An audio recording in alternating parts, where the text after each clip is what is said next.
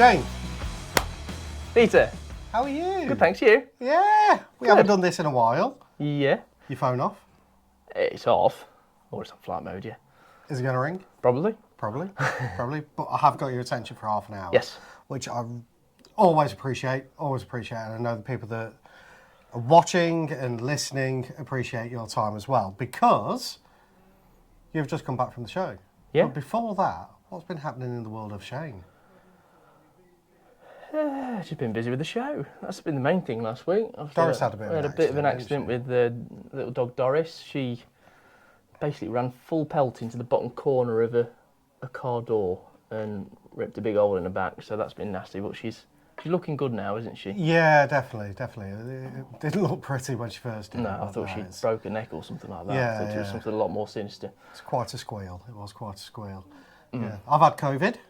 You've had COVID? So I'm now superhuman. Yes, you've had COVID. Liam's had a chest infection. Vic's had tonsillitis. Yeah. All completely unrelated, all the space of a week. Yeah. So it's quite impressive.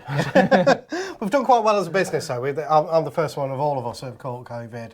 Fortunately, touch wood, it wasn't overly severe for me. It felt like a bad hangover in my experience.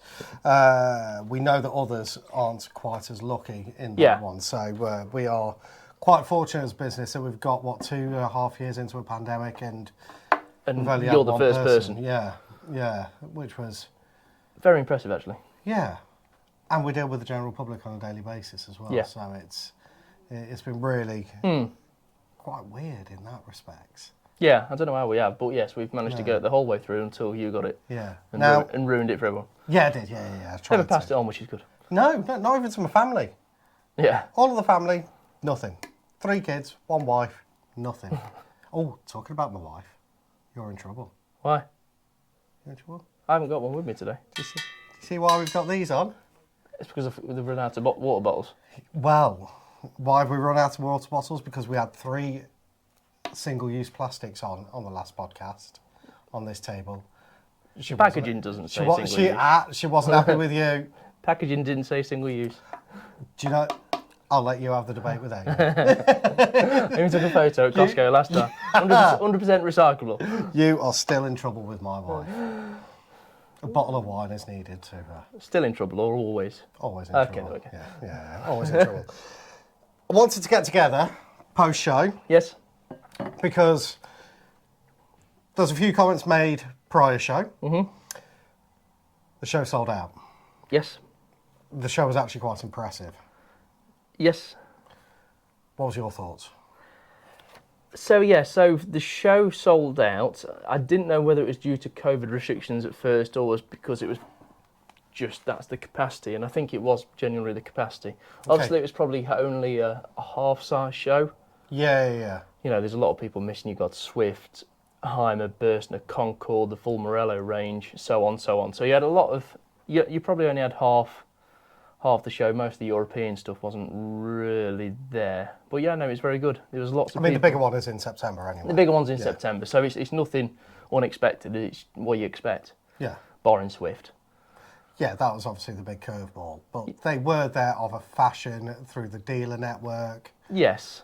Yeah, there was a couple on Brown Hills and there was maybe 1 or 2 elsewhere as well. Yeah. So they did have a bit of a presence there and people still wanted to see the stuff there, but they just couldn't see much of it. Yeah. It's a bit of a shame because there's a couple of models that you'd have wanted to see in there.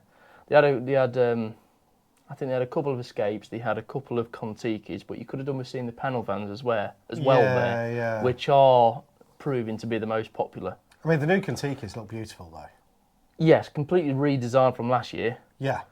Which, if you watch, and I'll put it in the link at the bottom somewhere, go onto the Motorhome Man channel and just watch that 48-minute video, whatever it is. You'll just get to see a few different... did a really in-depth analysis of the show, really. Yeah, it's a proper walk-around show with the Motorhomes, to be fair. Yeah. But yeah, it's a hell of a lot smaller, the new one. Yeah. Because, I mean, you had that Contiqui 650 last year, and you've struggled a bit on the hills on the M1. The hills, yeah. And that, we're not talking anything major, we're talking about the M1. I mean, I do think that was more from the manual gearbox. If it was the new 9-speed gearbox, automatic, I probably wouldn't have felt that lag. Yeah. As such. Yeah. But because I had to go up and down the gears, it was really quite noticeable for me. So yeah, I think adjusting the size, if they're going to keep it on a manual gearbox, the end customer going to keep it on a manual gearbox is probably the right thing to do. Yeah. So yeah, so it's a lot lower. It's not as much of a liner as it was. It's back to what the Contiki was previously. Yeah. Up until about 2019. Yeah. What was your standouts? There was a few standouts. Probably. What's my standouts? Because everything's gone up in price so much. There was a lot of standouts, but for different reasons. One which did stand out, which was the oldest Encores and Compass, whatever the Compass version is, which I can't remember right now. There was one on the stand at £71,000, which was saying something that was 55,000-ish last year. It was just a mind-blowing amount for something that hasn't changed.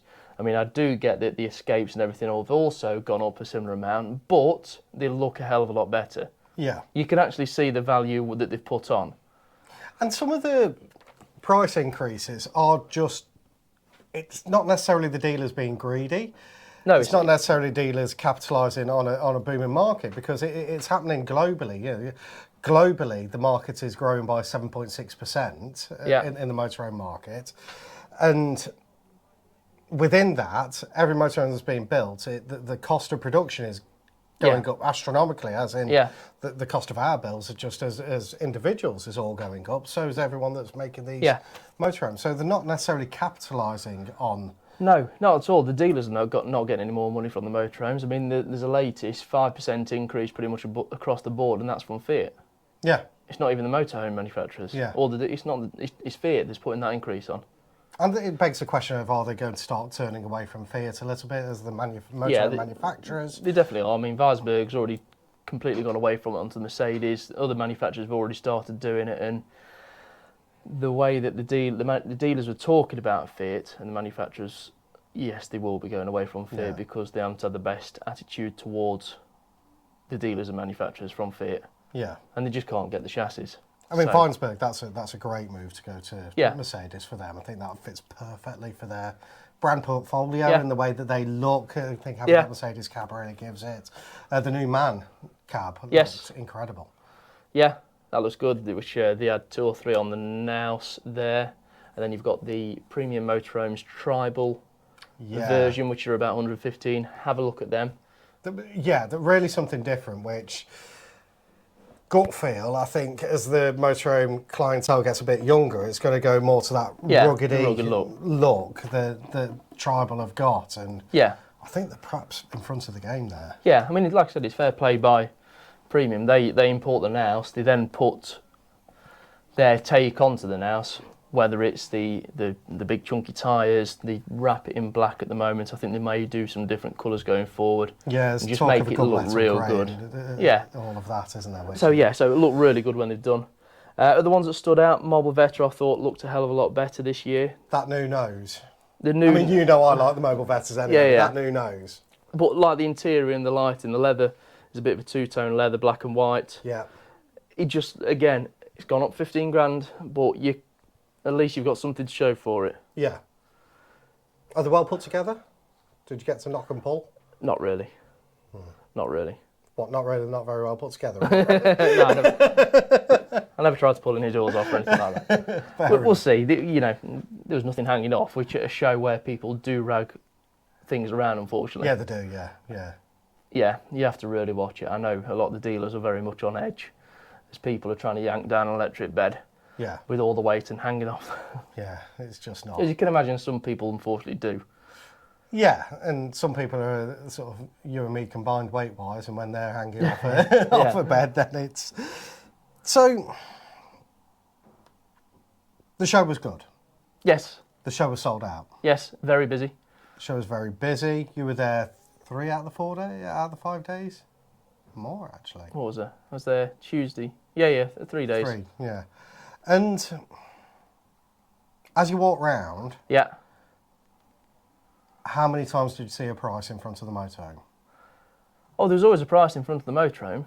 It just depended whether it said 2022 or 2023 prices. Yeah. Because a lot of the manufacturers hadn't got anything left to sell this year and are well into next year. Talk to me more about that. How's that? looking for the manufacturers, for the end customers, which is essentially what this podcast is for. Yeah, there's a few motorhomes that you can still get, but it's a very small percentage now. A lot of them you are ordering for probably early to mid next year. Yeah. And they've already sort of preempted the prices.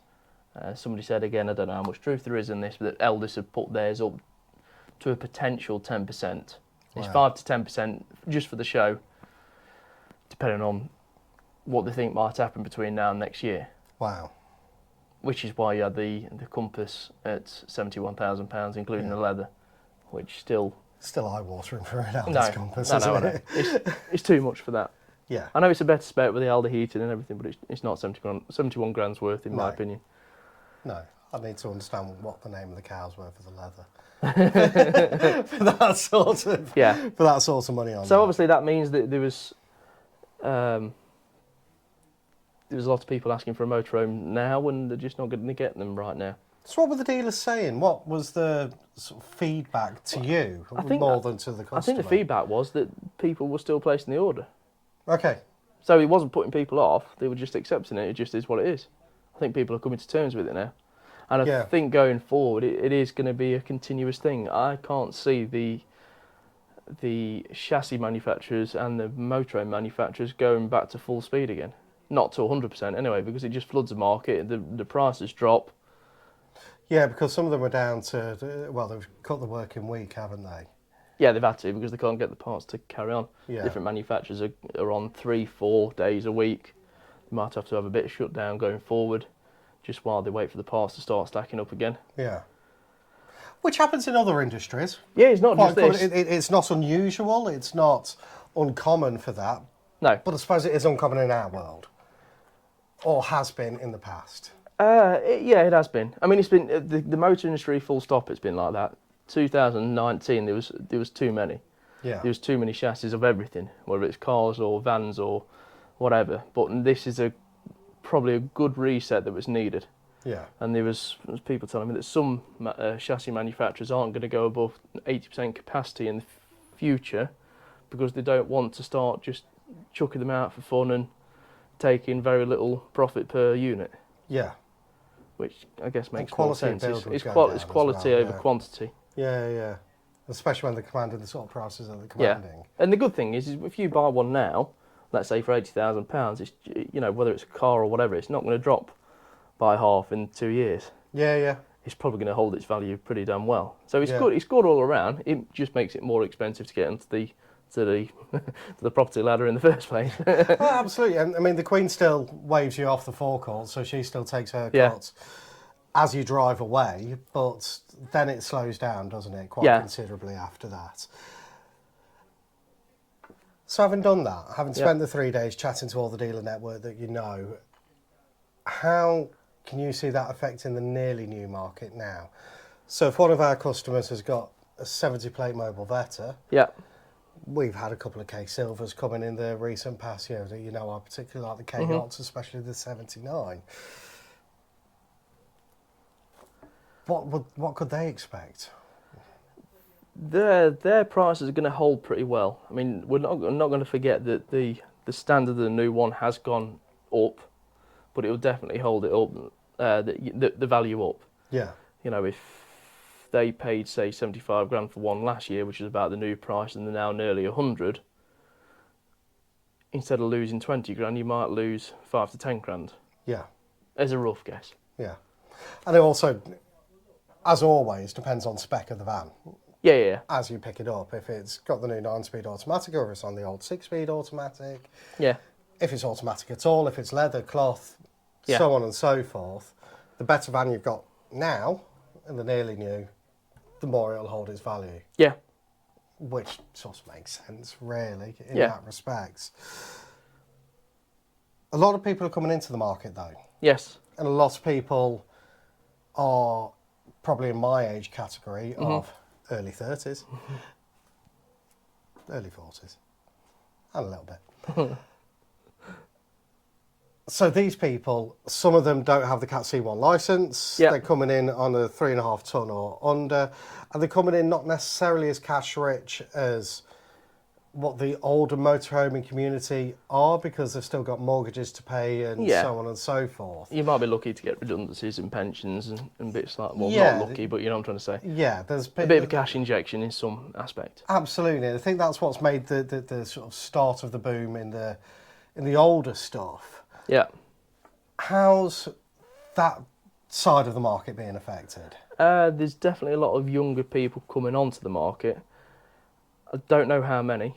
It's difficult to tell, but from what I am seeing, they are starting with obviously the 3.5 ton motorhomes for a start, and a lot of the time for either the camper vans, Yeah. the V-dubs and Fords and stuff like that, or they are going for a panel van. Yeah. I mean, panel vans apparently just are the hottest selling thing at the moment.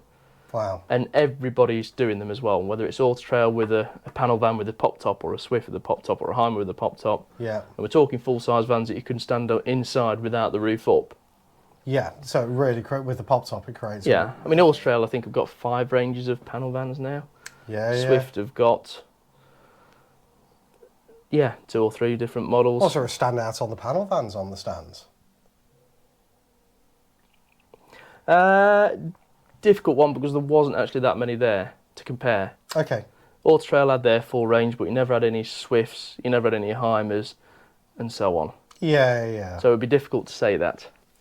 Maybe we come back to that one in the September show. Yeah, that's what I'm looking forward to see them all in September. Yeah. I think there'll be a bit more of a range. Yeah. The other 2 camper vans that we saw, one was the Swift Monza Yeah, that was nice. So built on the Ford on the Transit Ford, Custom. Yeah. and then you got the Auto Sleeper Air as well. Yes, again on the Ford. Both on the Ford. Swift Monza is roughly 60, the Auto Sleeper 70. I thought the Swift Monza looked absolutely spot on. Yeah. That was one of the dealer stands. The Auto Sleeper looked better than what we thought it did on the Auto Sleeper looked better than I thought. I think the jury's still out a little bit whether it will grow on me, that upholstery. But that upholstery is what they used in the whole of the new range. Okay. So it's not just for that particular motorhome. They're stuck with it. They've got to see how it goes now. Yeah, Rolled that dice. yeah.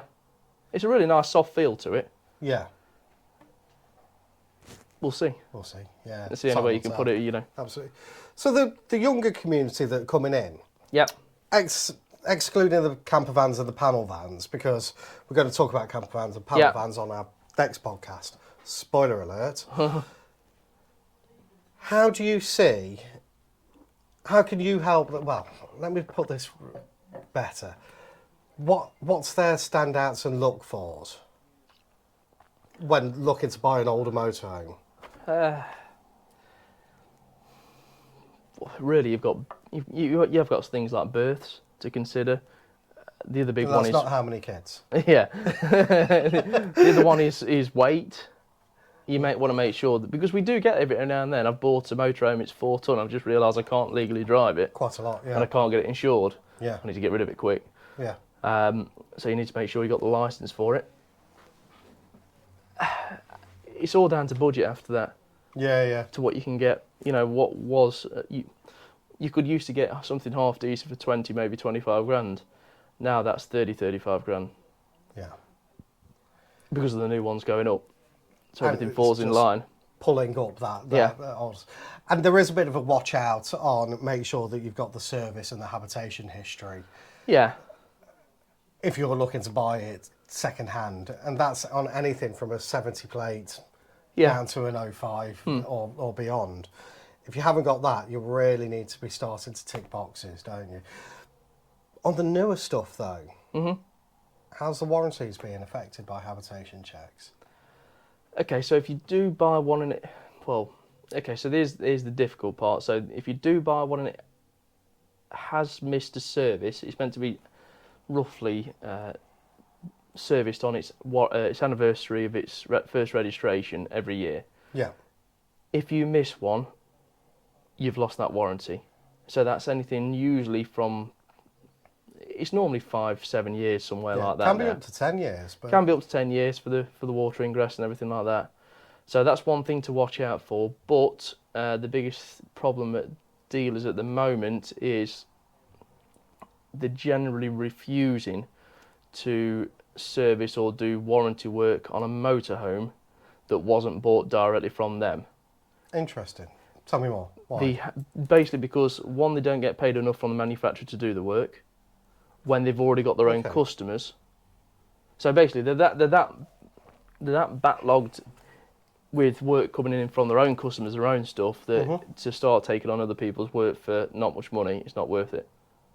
So what, the manufacturers are paying £30 an hour and they could be... Yeah. A standalone customer would be around £100 an hour. Yeah. So yeah, the amount they get paid is just not enough to warrant to want to prioritise somebody else's work over theirs. And, you know, it sort of makes sense. Let's say if a manufacturer's paying £30 for that hour's work, it probably doesn't include the time it takes you to go to the office, get the keys out, go to the compound, move a couple of motorhomes around, then drive it to the service bay, get it on. That's probably 20 minutes. Then your hour work starts. Yeah. And then you've got to do that and reverse out the other side. So you're doing an hour and 40 work for £30 an hour. Yeah. And that's not including workshop bills, this, that and the other. It's a very difficult situation because for me as a dealer, I'd want to do that work, so I've got them as a future customer. However... But at the same time, do you need to prioritise your own customers? And that's the dilemma that dealers are having at the moment. Yeah. And we're still getting told that there's a shortage. Yep. Do I necessarily believe there's a shortage? I don't know. Do I believe that prices are inflated because of current climate? I think they're just not coming down as rapidly as they should be, or as they historically were. I don't think they're necessarily inflated. I don't think they're inflated, just the cost of living has gone up. Yeah. As daft as that sounds, everything's gone up in price. It's not like they've gone up massively and then they're also all of a sudden going to crash down. They're never going to crash down again. Yeah. It's just what the new cost is. You know, it's all right people saying, well, by the time that you go, the holidays to Europe start opening up, and you know, everybody will start selling the motorhomes. It just won't happen. And even if you do, there's not enough around to supply the demand. You're not even close. Like I say, globally, 7% increase in motorhome sales. I'm surprised it's only that. Yeah, but Europe is a hell of a lot more. Yeah. So globally, big. Yeah. Europe, probably double that. Oh yeah. Yeah, Germany we know aren't shipping an awful lot. Yeah. France are holding tight. Italy are holding tight on some of theirs as well. Mm-hmm. How that's going to affect our market, we just don't know yet. Time will tell. Yeah, and then we've still got COVID going around, which is going to keep people staying. And then we've got that big bad Russian guy that's also... And we just don't know how that's going to affect. No. You know, John was talking to a customer the other day that was genuinely concerned that if bombs started falling in Bristol where he lived, he'd just go and take his motorhome and live in a field. Yeah. And horribly, it doesn't sound out of the... I can see a lot of people thinking that. But out of the realms of realistic of his thoughts. But on the other side of things, I can also see some people who were thinking about going to... I said they're going to Germany on holiday. The question is, would you feel safer going to Germany on holiday right now, or would you rather go to the Peak District in a motorhome? Absolutely. I know my answer. Yeah. And it's for you to make decide. that decision. Yeah, absolutely. And everyone's for their own. Which is probably going to push staycation again. Yeah, absolutely. Absolutely. The dealer networks. Yep. We've seen a bit of a shift and a bit of a culture change in what's happening. We have seen stock levels very low. Yes. We've seen some stock levels extremely low to the point where they've had to shut branches. Yes. What do the dealers need to do? Where are they currently at? And what do they need to do to stay on this, not bandwagon, not even crest of a wave, but just to keep going, keep surviving through the course of the next 18 months, 2 years? They just need to be really proactive in going out there and buying. They're not going to sit there and people are going to come to them like they used to, which is what a lot of the old-fashioned guys are still doing. They need to go out there and try, you know, go to auctions, look at horse trade, do the whole lot and just really compete for them. Because they used to literally wait for the part X's to come in, and that's how it was either the new stuff coming from the factory or part X's coming in, and that is how they kept their ball rolling down the hill. the general public have not got wise to it, but they know that there's different ways of selling their motorhomes now. So there's brokerage, there's people like our business, WeBuyTheMotorCaravan.com, little plug. And there's obviously still the Part X and the trade-in. Yeah. And we're hearing on the Part X and the trade-in, either people being wildly competitive or wildly out of touch. Yeah. And that is not necessarily consistent, but it really hits hits where it's at. I mean, we're still beating a hell of a lot of dealers, which is, for me, says a lot straight away. But there is also, I mean, even speaking to the motorhome brokers out there last week, they couldn't believe how many people are just deciding to sell them themselves instead of through a broker. Yeah. And broker, you do sometimes get a little bit of a better price. Yeah. It just depends how long you want to wait for that money, and if you do get that price in the end, or whether somebody comes around and offers a little bit less and you end up settling for what you probably could have got in the first place. Yeah. 3 months prior. But yes, the dealers are just not getting those part exchanges still. Yeah. Whereas it used to be a big portion of what they were getting in, it's 1 in 20, 1 in 30, to the point where some are selling new only with a part exchange. Wow. So you can't just rock up and buy cash in some instances. If you had £80,000 in your back pocket, unless you've got a motorhome to go with it, it's not happening. So you're having to go and buy used. Wow. Which keeps us busier. Let's have a break. Shall we? Yeah. Toilet break. We'll talk about that after. Yes. Yeah. Let's do it. We buy any motor caravan, and we particularly like buying these Auto Trail F-Line F70. This particular one, you're looking at around about £65,000 on a forecourt. It is beautiful, and if yours isn't quite as beautiful as this, that doesn't matter. We will come and have a look at it and offer you a fair, fast and friendly service. Don't forget to check out our Trustpilot reviews, and we look forward to speaking to you soon. What an advert that one was, eh? What an advert. We are looking for sponsorship, so if anybody wants to contribute here, even if it's just reusable bottles. Or Yetis. Or Yetis, or there's something off Amazon that I've got. Clothing, anything that anyone wants to sponsor us by, we are looking for sponsorship for the podcast and the channel in that respect. You've been to the show. Yep. It's always the quietest one, the February show is. Yeah. We know this. What trends are you starting to see come out of there? The biggest one is the van conversions. The amount of people that said that they are the hottest selling things was interesting to see, because pre-COVID, you sort of shied away from them a bit because there wasn't the best sellers. Yeah. And then the other thing I probably noticed that the overcab coach builds are coming back again. Oh, okay. After going for the low profile and the drop down bed, I think there was a few more, whether it's just aimed at younger families that want the kids on the top. And don't need the hassle of pulling beds. It's more storage as well. Yeah, definitely. I mean, I know you lose a bit of MPG, but when you're doing 500 miles a year, does MPG really make a difference? Not really, not really. And that's where you can throw all your suitcases. Yeah. Don't throw your kids up there, that's legally not acceptable. But it is where you can throw all of your gear up there, and still, you do have to be very careful on your payloads though on the overhead cab side, I think, still. Yeah. There's still a bit of a trade-off going there. Yeah, interesting. I don't know the answer to that. I know a drop-down bed does add weight.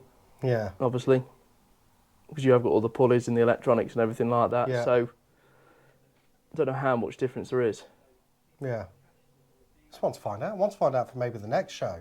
Yeah. Which is in September. Well, there's a good one to try that. There's one of the old roller teams.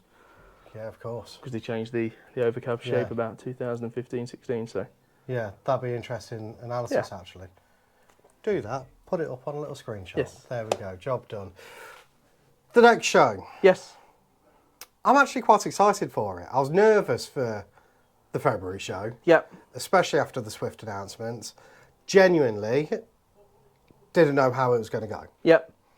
Fortunately for the industry, it was booming. It even made it to Channel 5. A couple of times, yeah. A couple of times, yeah. Gem off Swashbuckle was presenting it. Yeah. You haven't got kids. No. Swashbuckle. Eye patch, pirate's hat. You'll get there. What do you think's going to happen in September? Where do you think? I think it'll be similar, really. There's just going to be a lot more to see. look, it was a great show. It was great to see people around. I'll be interested to see how many are for sale come October, and who does make it across. Yeah. We just have to wait and see, really. I don't know. But it was great just to go to the show. And have Was a there good any look around. accessories that really stood out? Was there anything that... Never looked too much at them. Yeah, you're always into the big build. Yeah, I was into the motorhomes a lot Yeah, more. me as the family man, I'm looking for the little things that's going to keep the kids entertained. And I saw a beautiful glamping awning that could go on the side of my Ford Transit Custom conversion wonderfully well. Yeah. You can even have the little log fire going on in there. Yeah, so there's some great little accessories for sure. I mean, it's the best place you're ever going to find something like that. The accessories. Oh, definitely.